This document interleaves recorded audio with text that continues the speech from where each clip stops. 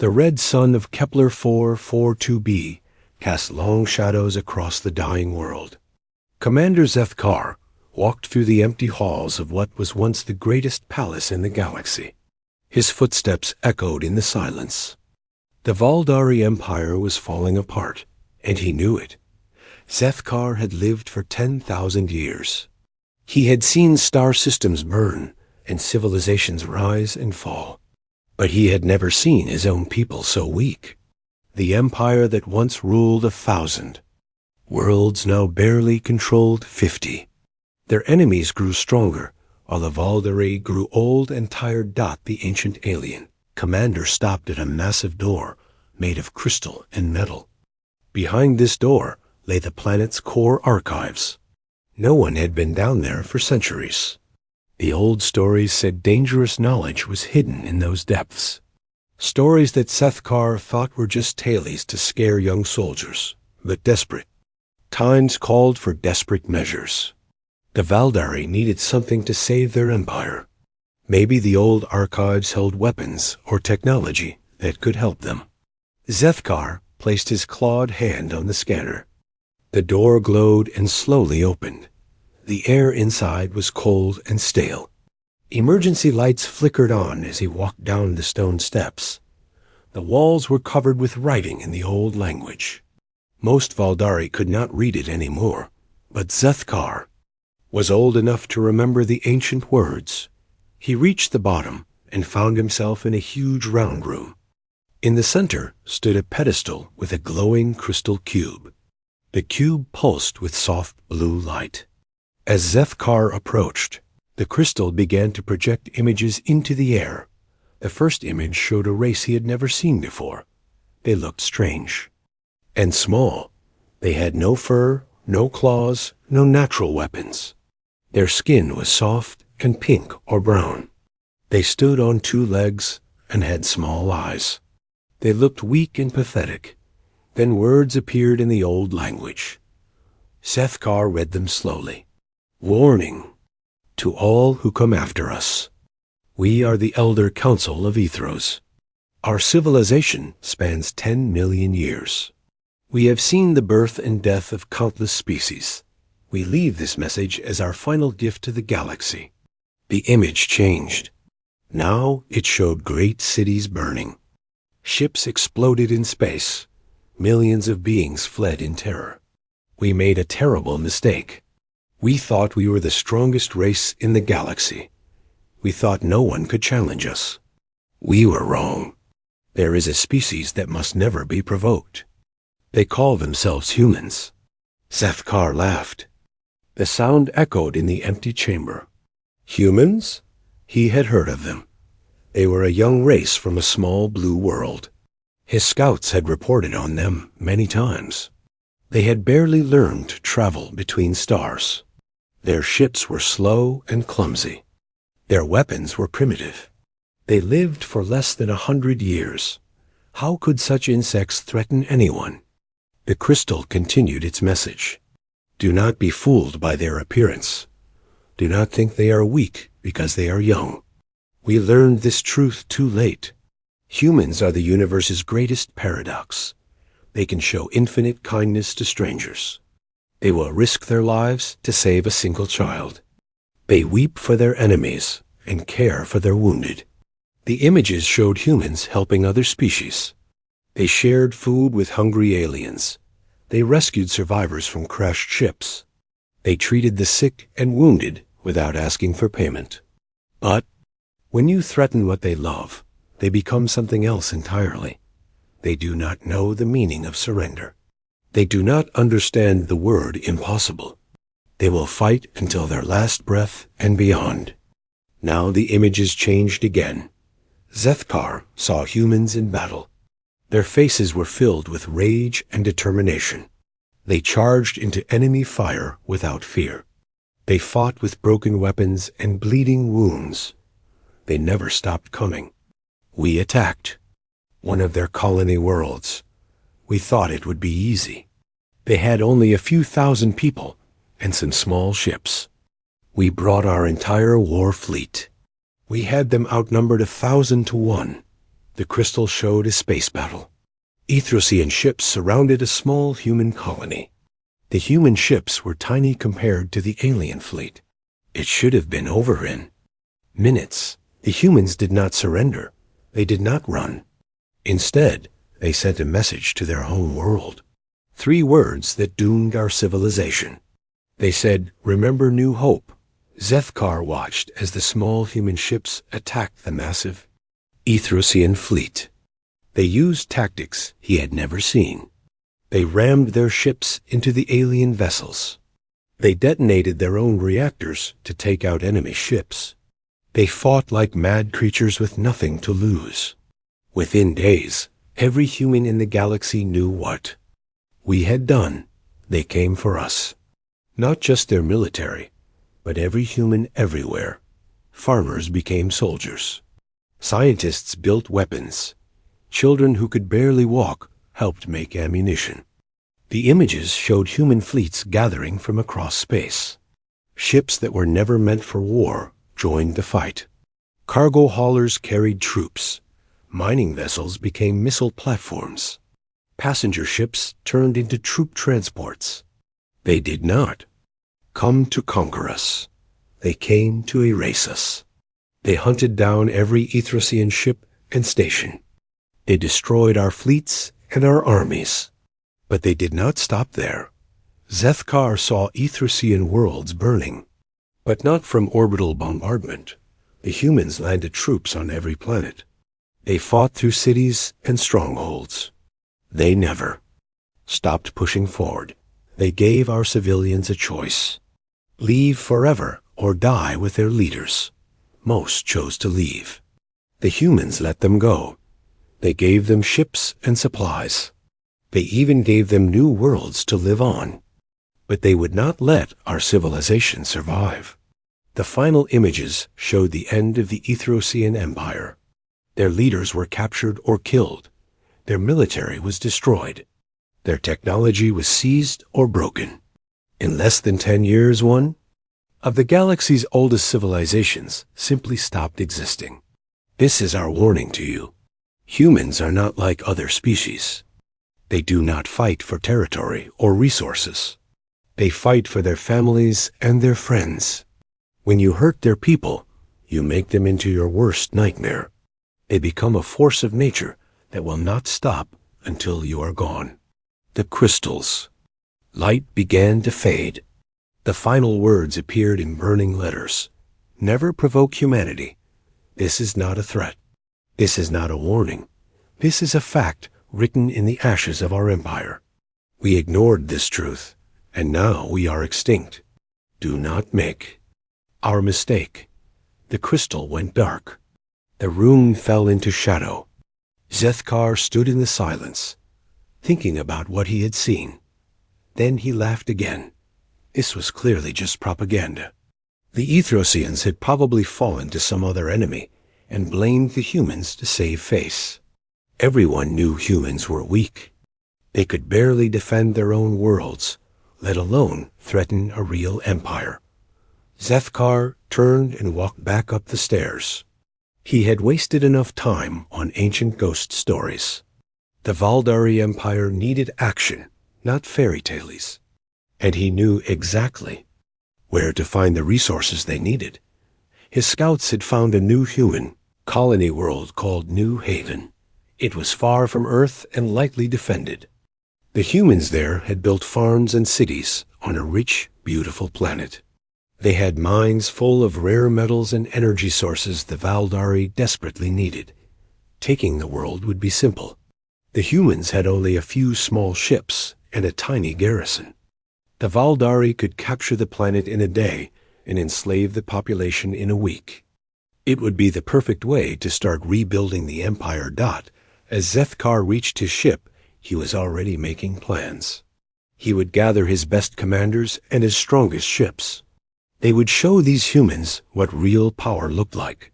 The galaxy would remember why the Valdari were once feared across 1,000 worlds. He never looked back at the archive. He never thought about the warning again. In his mind, humans were just another weak species to be conquered. This would be the last. mistake of his 10,000-year life. Dr. Lisa Martinez knelt beside the clear blue lake on New Haven Colony. She watched small fish swim through the water while her scanner beeped softly. The readings were perfect. The ecosystem was healthy and growing. After 5 years of hard work, the colonists had turned this empty world into a home. New Haven was everything Earth was not.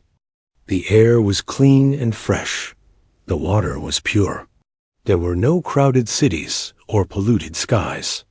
Just green fields, small towns, and happy families building a better life. Lisa stood up and brushed dirt from her knees. She was supposed to meet Captain Jake Thompson at the Communications Center in an hour. Strange energy readings had been detected at the edge of their solar system 3 days ago. Jake wanted her opinion on whether they might be natural phenomena. Lisa walked through the main settlement toward the military compound. Children played in the streets while their parents worked in gardens and shops. Everyone waved and smiled as she passed. New Haven only had 50,000 people, and everyone knew everyone else.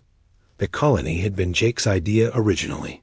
He had been a military transport pilot who fell in love with this distant world during a survey mission.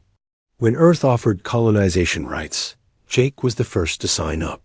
He brought his sister Kate, a mining engineer, and recruited families from across Earth who wanted to start fresh. Now, Jake commanded the small defense force that protected the colony. They had 12 patrol ships and 200 Marines. Not much compared to Earth's massive fleets, but enough to handle pirates or smugglers. Lisa found Jake in the command center, staring at a holographic display. The tall, dark-haired captain looked worried. Around him, technicians worked at control panels, covered with blinking lights. "Lisa, thank God you're here," Jake said without looking away from the display. "These readings are getting stronger. Whatever's out there, it's big, and it's moving toward us." Lisa studied the energy patterns on the screen.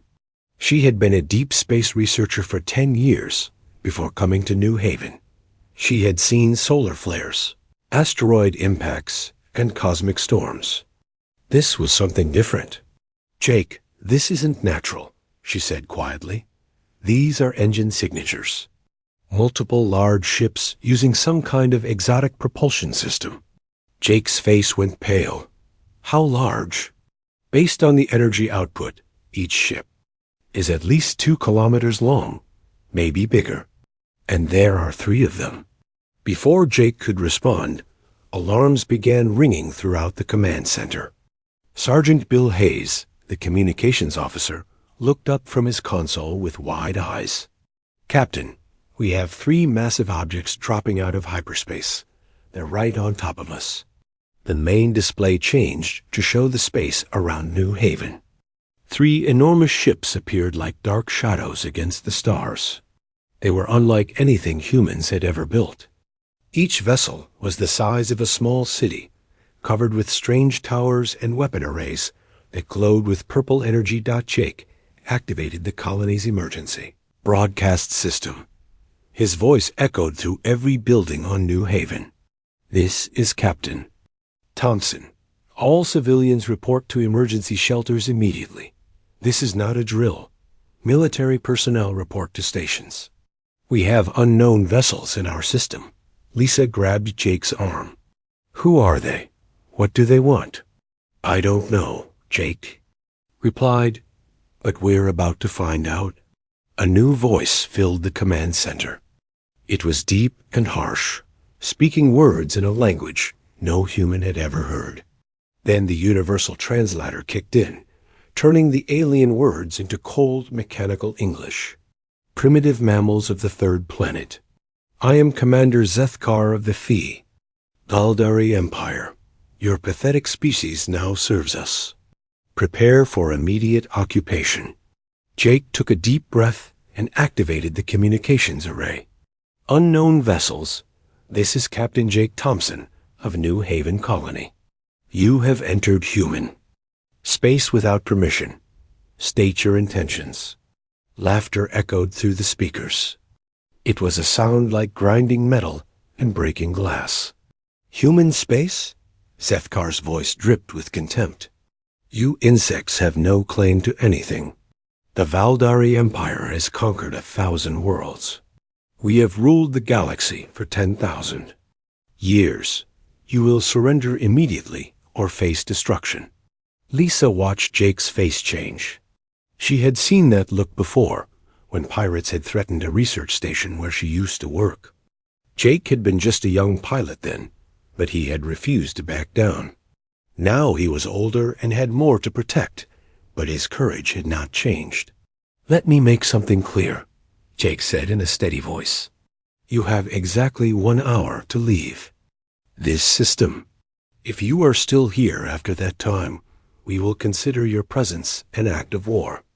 The alien laughter stopped. When Zethkar spoke again, his voice was filled with rage. "You dare threaten me? You dare challenge the might of the Valdari Empire? I will show you the price of your arrogance." The communication channel went silent. On the display, one of the alien ships began to glow with purple energy. Lisa realized what was about to happen a second before it occurred. "Jake, they're targeting the mining station." The beam of energy that struck mining platform 7 was like purple lightning. The entire structure, which housed 47 workers, simply vanished in a flash of light. Where the platform had been, only empty space remained.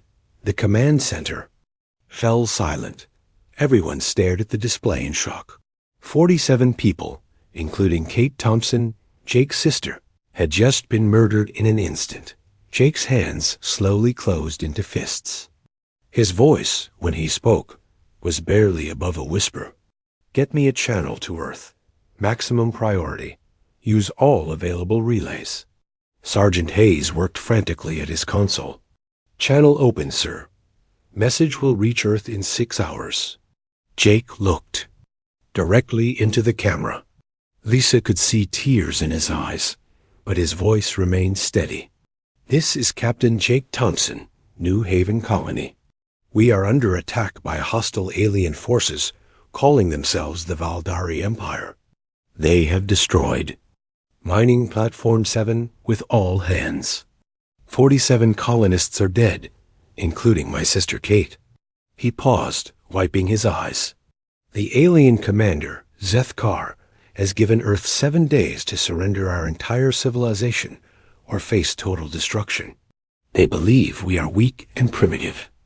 They think we will submit to their demands." Jake's voice grew stronger. "They are wrong. New Haven Colony will resist. We will fight for every building, every street, every life. We will show these aliens what happens when they hurt our people. Tell President Adams to mobilize everything we have. Tell him that humanity is at war." The message was sent racing across space toward Earth. Meanwhile, the Valdari ships began moving toward New Haven itself. Smaller vessels launched from the massive ships, heading for the planet's surface. "All units, this is Captain Thompson," Jake broadcast to his small fleet. "Prepare for combat operations. Protect the civilian shelters at all costs. Make every shot count."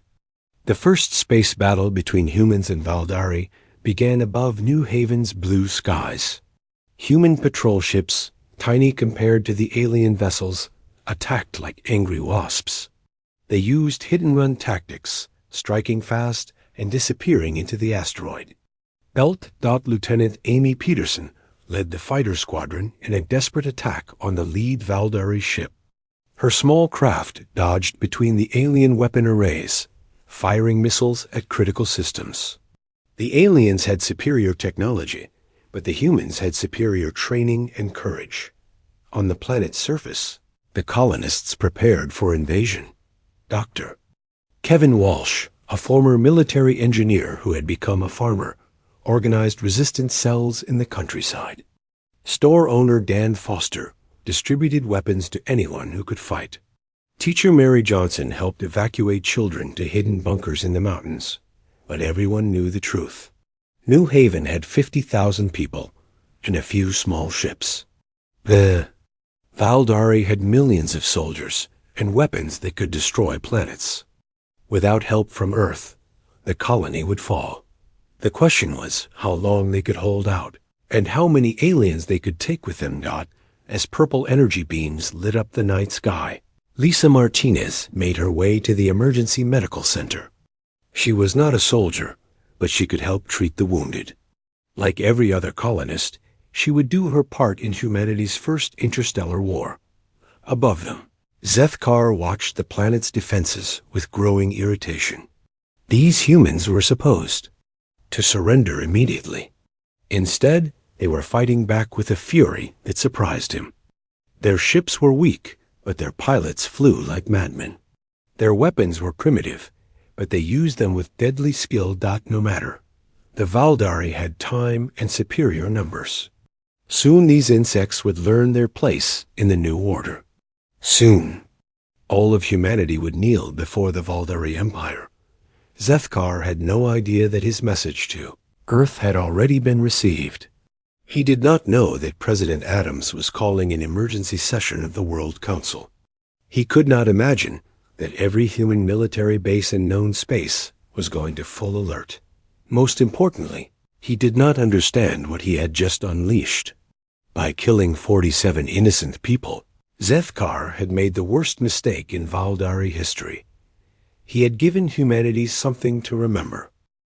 Elder Shuntai of the Centauri Federation was in deep meditation when the emergency signal reached his homeworld. The ancient being had lived for 2,000 years and had seen many crises, but the message from the human colony made his blood run cold. The Valdari had attacked humanity. Shintai's 4 arms moved quickly across his communication panel. Within minutes, he had contacted the other elder councils across the galaxy. The Aquatic Hegemony, the Silicon Collective, the hive minds of Vega, and a dozen other ancient civilizations received the same urgent message. Emergency Council Session. The Valdari have provoked humanity. All species with historical knowledge must gather immediately. The meeting took place in hyperspace, where representatives from across the galaxy could speak without the delay of light-speed communication. Elder Shentai looked at the assembled beings. Some were energy creatures who glowed with inner light. Others were machines that had achieved consciousness eons ago. A few were so alien that they could only communicate through mathematical equations, but they all shared one thing in common. They were old enough to remember the last time humanity had been truly provoked. "My friends," Shintai began, "I bring terrible news. The Valdari Empire has attacked a human colony. They have killed 47 civilians and demanded the surrender of all humanity." A collective gasp echoed through the hyperspace chamber. Elder Kritos of the Aquatic Hegemony spoke first. Her voice bubbled like deep ocean currents. "This cannot be allowed to happen. Do the Valdari not know the stories? Have they forgotten the Nexus War?" "Apparently they have," replied Core Unit 7 of the Silicon Collective. The ancient computer's voice was flat and emotionless. "My memory. Banks contain complete records of that conflict. Shall I share them?" Shentai nodded grimly. "Please do. The younger species need to understand what we are about to witness." The holographic display in the center of the chamber came to life. It showed events from 3,000 years ago, when the galaxy had been very different. In those days, the hegemony of Sark had been one of the most powerful civilizations in known space. They controlled hundreds of worlds and commanded fleets that could destroy star systems. The Sark believed themselves invincible, Core Unit 7 explained. They had enslaved dozens of species and conquered half the galaxy. Then they encountered humanity. The display showed human colonies as they existed 3 millennia ago. Small settlements on frontier worlds, protected by modest fleets and simple weapons. To the Sark, they looked like easy prey. The Sark attacked without warning, the ancient computer continued. They hit 12 human colonies simultaneously enslaving the populations and stealing their resources. They believed the humans would submit like all the others. Elder Vashti of the Crystal Builders spoke next. Her crystalline body chimed like wind bells as she communicated. I was young then, barely 500 years old. I watched the human response with my own eyes. It was unlike anything we had ever seen. The holographic display changed to show Earth as it was 3,000 years ago. Within hours of learning about the attacks, the entire planet had transformed. Peaceful cities became military production centers. Scientists abandoned their research to build weapons. Artists put down their tools and picked up rifles. Every human everywhere stopped what they were doing, Vashti continued. Farmers became soldiers. Children built ammunition. Elderly humans who could barely walk worked in factories. Their entire species became a single weapon pointed at the Sark hegemony. Elder Mordoon of the fungal networks added his voice. His words came as chemical signals that the translators turned into speech. We tried to warn the Sark. We told them that humans were not like other species. When threatened, they do not calculate odds or consider surrender. They simply fight until they win or die. The Sark laughed at our warnings, Shentai said sadly. They believed their superior technology would protect them. They were wrong. The display now showed the human war fleets that had assembled to fight the Sark. Ship after ship joined the armada. Military vessels, cargo haulers, passenger liners, mining ships, research vessels, and even pleasure craft. Every human ship that could carry a weapon or transport troops joined the crusade. The human fleet was not impressive by Sark standards, Core Unit 7 noted. Their ships were smaller and their weapons weaker. But they had something the Sark could not understand. They had absolute determination. The first battles had gone badly for humanity. Sark weapons destroyed human ships by the dozens. Their superior technology gave them every advantage. But the humans kept coming. When their weapons failed, they rammed enemy ships. When their ships were destroyed, the crews fought on in space. Suits with hand weapons. We watched human pilots fly their fighters directly into Sark dreadnoughts, Vashti said, her crystal body flickering with remembered emotion. They knew they would die, but they did it anyway to save their friends.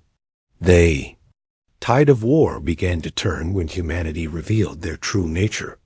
They did not fight like any other species. They did not seek to capture territory or negotiate terms. They fought to completely destroy their enemy. The Sark expected conventional warfare, Mordan explained. Territory would be taken and lost. Battles would be won and lost. Eventually, one side would seek peace. But humans do not wage war that way. Instead, human forces bypassed Sark strongholds and struck directly at civilian targets. Not to kill innocents, but to rescue the enslaved populations. Human troops landed on Sark worlds and fought house to house to free the prisoners. They turned the Sark's own slave populations against them. Humans are the only species we know that will sacrifice their own lives to save complete strangers, Shentai observed. Sark civilians had never seen anything like it. Entire worlds revolted when they realized the humans would actually set them free. The war lasted only 18 months. At the end, the mighty Sark hegemony simply ceased to exist. Their fleets were destroyed, their leaders dead or captured, their empire shattered. But the humans did not stop there. This is the part that still frightens me, Vashti admitted. After defeating the Sark military, the humans could have claimed their territory. They could have built their own empire. Instead, they did something unprecedented. The humans had rebuilt every world the Sark had damaged. They had given freedom to every enslaved species. They had shared their technology and resources freely. Then they had gone home to their own worlds, asking for nothing in return. The galaxy has known many conquerors, Shentai said. We have seen species that fought for territory, for resources, for power. But humans fight for principles. They will burn down the galaxy to protect a single innocent life. The assembled elders sat in thoughtful silence. Finally, Queen Zerata of the hive mind spoke. Her voice was actually thousands of voices speaking in harmony. What do we do? The Valdari are already attacking human colonies. Soon humanity will respond in full force. Should we intervene? Absolutely not, Core Unit 7 replied immediately. The Valdari chose their path when they killed those civilians. Nothing we say or do will stop what comes next. Elder Shentai agreed. We must warn all neutral species to stay away from this conflict. When humanity goes to war, they do not stop until their enemy is completely destroyed. Anyone who helps the Valdari will share their fate. What about helping the humans? Asked Morden. They will not need our help, Veshti said with certainty. And they will not want it. When humans fight, they prefer to do it themselves. They do not trust others to share their level of commitment. As the council session ended, each elder returned to their homeworld with the same message for their people. Stay far away from the coming war. Do not help either side. And prepare to witness the complete destruction of one of the galaxy's oldest empires. Meanwhile, on New Haven, the human resistance continued to grow. Dr. Kevin Walsh had organized farmers and miners into guerrilla units that struck at Valdari supply lines. Every day brought new attacks on alien patrols and equipment. The Valdari had expected to occupy a peaceful farming world. Instead, they found themselves fighting a war against an entire population. Human civilians built bombs from farming chemicals. Children carried messages between resistance cells. Elderly humans served as spotters and lookouts. Commander Zethkar grew more frustrated with each passing day. His casualties mounted, while the human resistance only grew stronger. These primitive mammals were supposed to be weak and frightened. Instead, they fought like cornered beasts, showing no fear of death. What Zethkar did not know was that his troubles had only just begun. The message from New Haven had reached Earth 6 hours after the attack. President Adams had called an emergency session of the World Council. Within 12 hours, humanity had voted unanimously for total war against the Valdari Empire. Admiral Susan Clark had been given command of the largest fleet in human history. Ships from every colony, every military base, every naval yard were converging on rally points across human space. The Earth Defense Fleet, the Colonial Guard, the Merchant Marine, and even the civilian volunteer forces were mobilizing for war. Humanity was coming for the Valdari, and when they arrived, they would bring with them all the fury of a species that had been pushed too far. The ancient elders across the galaxy watched and waited. They had seen this before. They knew how it would end. The only question. Admiral Susan Clark stood on the bridge of the UES Retribution and watched the largest human fleet in history prepare for battle. Around her flagship, over 3,000 ships hung in space like a cloud of angry stars. Massive battleships, sleek destroyers, converted cargo haulers, and tiny fighters all waited for her command. Susan had been fighting pirates and smugglers for 20 years, but she had never seen anything like this. Every human world had sent ships. Earth's massive defense fleet formed the core, but vessels from Mars, Luna, Titan, and dozens of colonies filled the ranks. Even civilian ships had joined the armada, their hulls bristling with hastily mounted weapons. The admiral was a small woman with gray hair and tired eyes, but her voice carried absolute authority when she spoke to her captains. Ladies and gentlemen, the Valdari Empire made a mistake when they attacked New Haven. They killed 47 innocent people, including children and civilian workers. They think we will surrender because we are young and weak. She paused, looking at the faces on her command screen. Captain Tony Martinez of the battleship Vengeance. Commander Zethkar found himself trapped on his burning flagship with nowhere to run. His bridge crew was dead or dying around him. Human Marines were fighting through his ship, deck by deck, and he could hear their weapons getting closer. For the first time in his 10,000-year life, Zethkar felt true fear. These humans were not the weak insects he had expected. They were something far worse. They were a species that had turned warfare into an art form. The bridge doors exploded inward. Colonel Dan Foster stepped through the smoke, his uniform torn and bloody, but his rifle still ready. Behind him came a squad of human Marines, their faces grim with determination. "Commander Zethkar," Dan said in a calm voice, "you are under arrest for war crimes against humanity." The alien commander laughed bitterly. "War crimes? I am a warrior of the Valdari Empire. I know no crimes, only victory and defeat." "Then you should know that you have been defeated," Dan replied. "Your fleet is destroyed. Your empire is falling. And you will live to see humanity finish what you started." As Zethkar was led away in restraints, he could see through the bridge windows that the human fleet was already moving toward the next target. They were not satisfied with one victory. They would not stop until every Valdari military asset was destroyed. But what truly terrified the ancient alien was the look in the human's eyes. There was no joy in their victory, no celebration of their success. They took no pleasure in killing. They simply did what they believed was necessary to protect their people. This was not conquest or revenge. This was extermination carried out with cold, methodical precision. Across the galaxy, the Valdari Empire was collapsing faster than anyone had thought possible. Human fleets struck with perfect coordination. They had planned their campaign, not for months, but for years.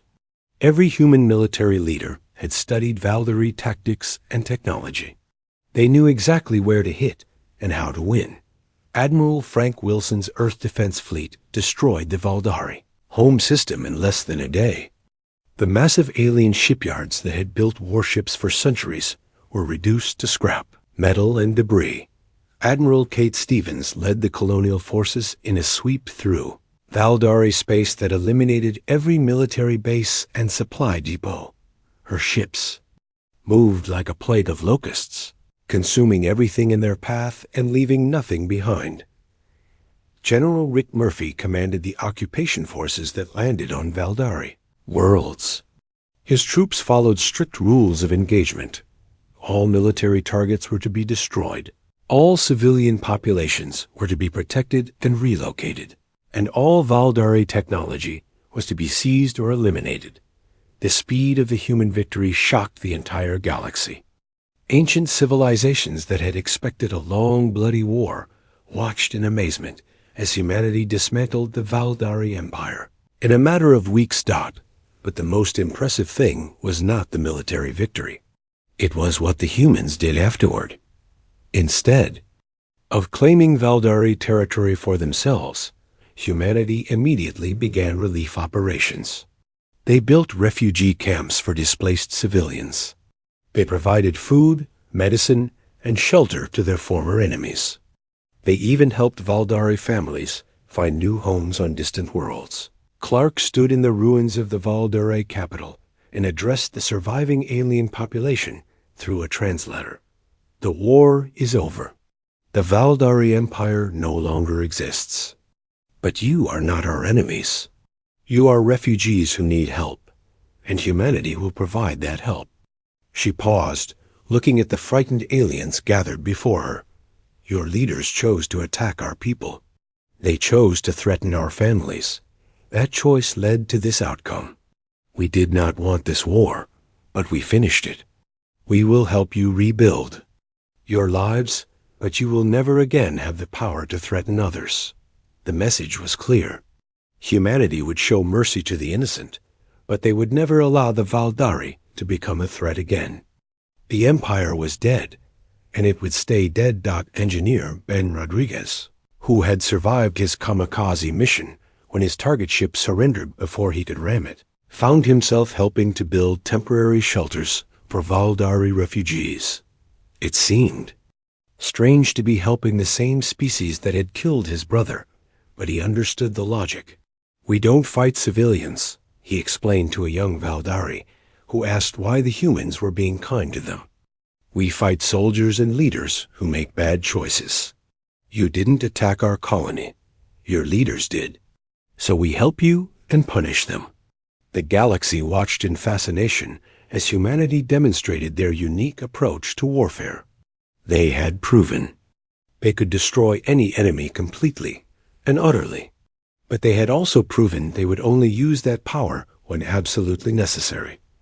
Elder councils across known space updated their records with a new warning. Humanity is capable of infinite kindness and infinite destruction. Treat them with respect, and they will be your greatest allies. Threaten them or their people, and they will be your last enemy. As the human fleets began the journey home, they left behind a galaxy that had learned an important lesson. Some species were too dangerous to provoke, not because they were evil, but because they were too good at protecting what they loved. The Valdari Empire was gone forever, but the Valdari people would survive, scattered across distant worlds, carrying with them the memory of what happened when someone made humanity angry. Commander Zethkar, now a prisoner aboard the UES Retribution, spent his time studying his captors. He wanted to understand how he had been so wrong about them. How had these primitive mammals destroyed his ancient empire so completely? The answer, he was beginning to realize, lay not in their technology or their numbers. It lay in something much more dangerous, their absolute unity when threatened, and their complete unwillingness to accept defeat when protecting their families. The galaxy would remember this lesson for a very long time. Lisa Park of the Destroyer Squadron, Colonel Ben Rodriguez, whose Marines were loaded into assault ships, fighter pilot Sarah Johnson, whose squadron had volunteered for the most dangerous missions. They are wrong. We are going to show them what happens when someone hurts our people. Our mission is simple: complete destruction of all Valdare military forces and leadership. No negotiation, no surrender. Total victory. The fleet began moving toward the hyperspace junk point, but this was not just one fleet. Similar armadas were launching from rally points across human space. Admiral Frank Wilson commanded the Earth Defense Fleet. Admiral Kate Stevens led the colonial forces. General Dan Foster commanded the Marine Expeditionary Forces. For the first time in human history, their entire species was united in a single purpose. The Valdari had to be stopped. Engineer Ben Rodriguez watched from his converted cargo ship as the fleet entered hyperspace. His vessel, the New Chicago, had been a simple freight hauler a week ago. Now it carried enough explosives to level a city and a crew of volunteers who had one mission: ram any Valdari ship that threatened the fleet. Ben had lost his brother in the mining platform attack. Like thousands of other humans, he wanted revenge. But this was not just about revenge. It was about making sure no other species ever made the same mistake as the Valdari. The journey to New Haven took 3 days. During that time, the human crews prepared for the worst battle of their lives. Weapons were checked and rechecked. Battle plans were memorized. Letters were written to families back home. But the most important preparation was psychological. Every human in the fleet knew they were fighting for more than territory or resources. They were fighting for their families, their friends, and their way of life. When the fleet dropped out of hyperspace near New Haven, they found the Valdari waiting for them. Zethkar had called in reinforcements from across his empire. Over 100 massive ships surrounded the human colony, their weapons charged and ready. The alien commander opened a communication channel to the human fleet. His voice was filled with confidence and contempt. "So the insects have come to die. I am impressed by your numbers, but quantity cannot defeat quality. Surrender now, and I will make your deaths quick." Admiral Clark's response was broadcast on all frequencies, both to the Valdari and to every human in the galaxy. "This is Admiral Susan Clark of the United Earth Forces. Commander Zethkar, you have committed acts of war against humanity. You have murdered innocent civilians. You have threatened our people with slavery and death. We reject you." 6 months after the fall of the Valdari Empire, Commander Zethkar sat in his comfortable prison cell aboard the Human Research Station, Unity 1. The cell was not like the torture chambers of his own people. It had a bed, a desk, books, and even a window that looked out at the stars. The humans treated their prisoners better than the Valdari had treated their own citizens. Zethkar received 3 meals a day, medical care when needed, and access to educational materials. He was studying human culture and history, trying to understand how he had been so completely wrong about them. Admiral Susan Clark visited him once a week. She came not to gloat over her victory, but to learn from his experiences. The humans wanted to understand their former enemies so they could prevent future conflicts. "You seem troubled today," Clark observed as she sat across from the ancient alien. "Are you not comfortable here?" Zethkar looked up from the human history book he had been reading. "I am as comfortable as a prisoner can be. But comfort is not what troubles me, Admiral. Knowledge troubles me." "What kind of knowledge?" The alien commander gestured at the books and data tablets that filled his cell. "Everything I have learned about your species contradicts everything I believed when I attacked your colony. You are not what you appear to be." Clark leaned forward with interest. "Explain." "When I first encountered humans, I saw weakness," Zethkar said slowly. "Short lifespans, soft bodies, primitive technology. I thought you were just another species to be conquered. But now I understand the truth." He stood and walked to the window, staring out at the space where his empire once existed. "Humans are the most dangerous species in the galaxy, not because you are strong, but because you are unpredictable. You will sacrifice everything for principles that other species barely understand." Clark nodded. "The Valdari thought strength came from conquest and domination. We believe strength comes from protecting others." "That is exactly what makes you so terrifying," Zethkar replied. "The Valdari fought for territory and resources. We could be negotiated with, bribed, or defeated through superior force. But humans fight for ideas. You cannot negotiate with an idea. You cannot bribe a principle.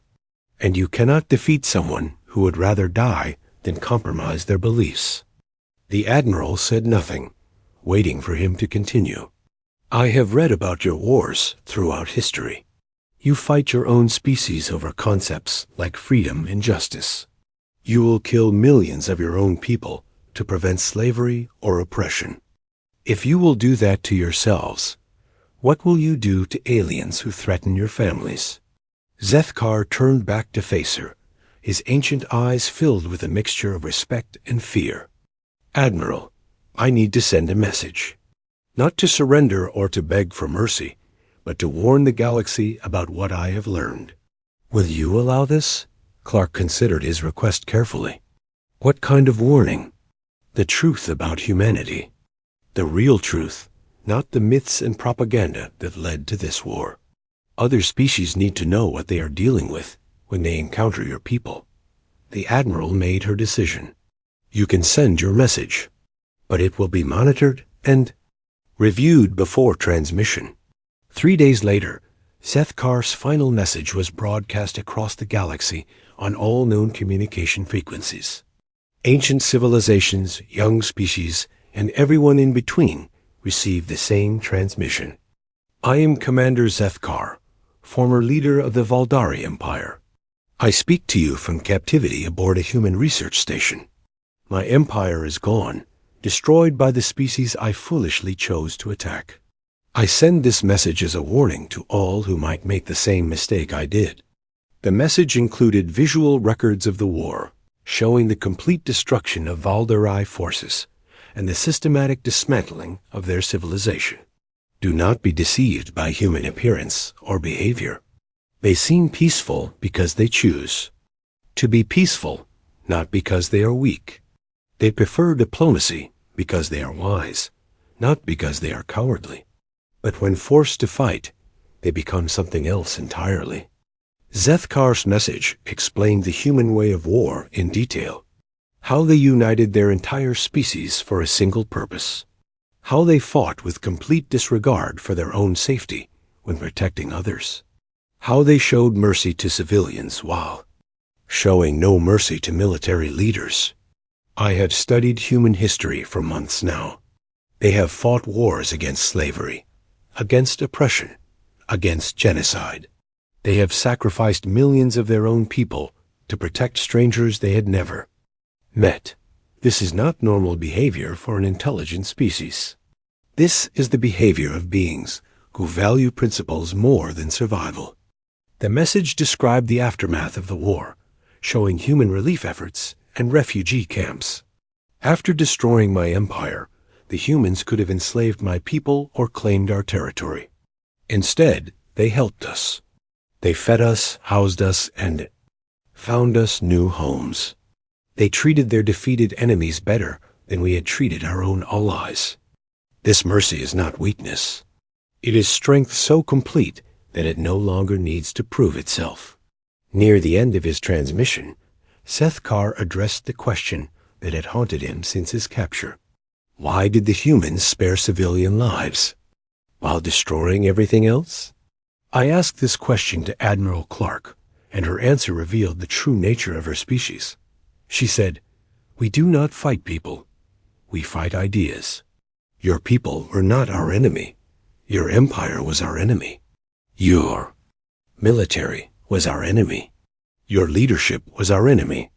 But a Valdari child has done nothing wrong, so we will protect that child as we would protect our own." The former commander paused in his message, his voice growing heavy with emotion. This is what makes humans truly dangerous. They can separate individuals from institutions, civilians from soldiers, children from their parents' crimes. They can show perfect mercy and perfect justice at the same time. No other species I know can do this. Zethkar concluded his warning with specific advice for any species that might encounter humanity in the future. If you meet humans in space, treat them with respect. They are not conquerors, but they are capable of conquest. They are not warlike, but they are very good at war. Most importantly, never threaten their families or their friends. They consider an attack on any human to be an attack on all humans. The message ended with a personal note. I have lived for 10,000 years. I have seen empires rise and fall. I have conquered worlds and commanded fleets. But I have never encountered anything like humanity. They are gardeners who become warriors when their garden is threatened. They are teachers who become soldiers when their students are endangered. They are healers who become destroyers when their patients are attacked. Learn from my mistake. The Valdari Empire thought humans were weak because they seemed peaceful. We were wrong. They are peaceful because they are strong enough to choose peace. But when that choice is taken away from them, they become unstoppable. This is my final warning to the galaxy. Never provoke humanity. Not because they are evil, but because they are too good at protecting what they love. The transmission was received across known space and became known as the Zethkar warning. It was studied by military academies, diplomatic schools, and government leaders throughout the galaxy. On New Haven, life had returned to normal. Dr. Kevin Walsh had gone back to farming, though he still kept his old military equipment in the barn, just in case. The memorial to the 47 dead stood in the center of town, surrounded by gardens where children played while their parents worked. Captain Jake Thompson, had been promoted to colonel and given command of the expanded Colonial Defense Forces. He visited his sister's memorial every day, bringing fresh flowers and telling her about the rebuilding efforts. The colony was larger now, with new settlers arriving every month. Earth had learned that humanity needed more than one world to call home. They were expanding carefully and peacefully, but they were expanding. Dr. Lisa Martinez had returned to her research, studying the native ecosystem of New Haven. The war had interrupted her work, but it had also given her a new perspective on the importance of protecting what was precious and irreplaceable. The human expansion continued across the galaxy, but it was different now. Other species watched the humans with a mixture of respect and caution. They welcomed human traders, scientists, and diplomats. But they were very careful never to threaten human colonies or citizens. The galaxy had learned its lesson. Humanity was too dangerous to provoke, not because they were aggressive, but because they were too good at protecting their families. Elder councils updated their records with new information about human capabilities. Young species were taught the story of the Valdore War as a cautionary tale. Diplomatic protocols were established to prevent future misunderstandings. In his prison cell, Zethkar continued his studies of human culture. He had become something of an expert on the species. That had defeated him. Sometimes he gave lectures to other prisoners or visiting scholars about the lessons of the war. His favorite human saying had become, "Never again." It was simple but powerful. Humans did not fight wars to win territory or resources. They fought wars to make sure certain things never happened again. The Valdari had learned this lesson too late. Their empire was gone forever, scattered across 1,000 worlds as refugees and immigrants. But they survived, and many of them thrived in there. New homes among species that valued peace over conquest. The galaxy was a safer place then.